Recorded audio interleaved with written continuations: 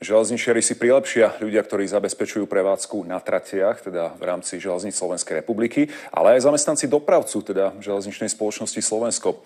Vyššie ohodnotenie by malo pomôcť udržať zamestnancov a prilákať nových. Tlak na kvalitné služby je aj zo strany cestujúcich čoraz vyšší.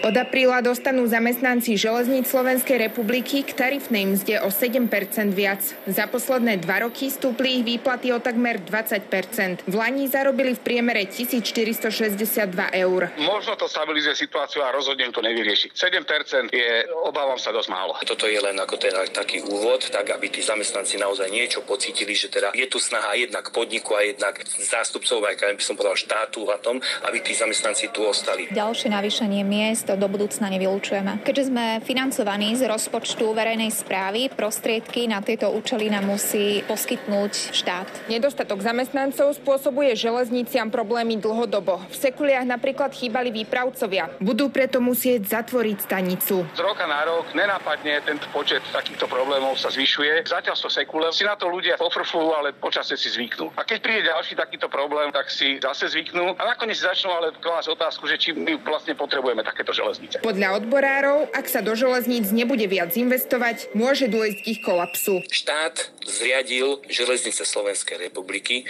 ako manažera infraštruktúry. Niekoho zriadím, dá mu do povinnosti niečo a nedá mu dostatok peňazí. A toto tu sa deje 30 rokov. Železnice Slovenskej republiky sa takéhoto scenára neobávajú. Kolaps železníc nehrozí. Je síce pravda, že máme na niektorých tých pracovných pozíciách nedostatok zamestnancov, ale robíme všetko preto, aby sa nám podarilo obsadiť tieto pracovné pozície. Platy zvýši aj Železničná spoločnosť Slovensko. Tam bola priemerná mzda na zamestnanca minulý rok 1720 eur. V tomto roku by mohla byť 2040. Natália Dvoranová, RTVS.